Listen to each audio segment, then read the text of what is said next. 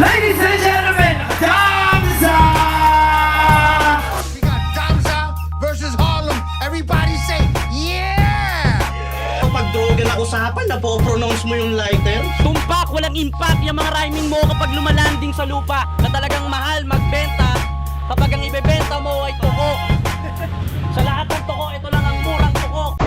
Andy G ako laban kay Juan Tamad saka kay Harlem sa Sinihan, Kuya Mike, kung natatandaan mo. Yun yung unang-unang laban ko sa Sunugan. Araneta Dreams. Yan, tanda ko lahat yan. Ang Sunugan kasi, oo, sabihin na natin na minsan lang, pero talagang malaki. Lahat kasali. Kita-kits tayo, may dala akong mga tickets. Abangan nyo na lang ako saan ko to ilalapag sa mga shop ng tropa natin dyan.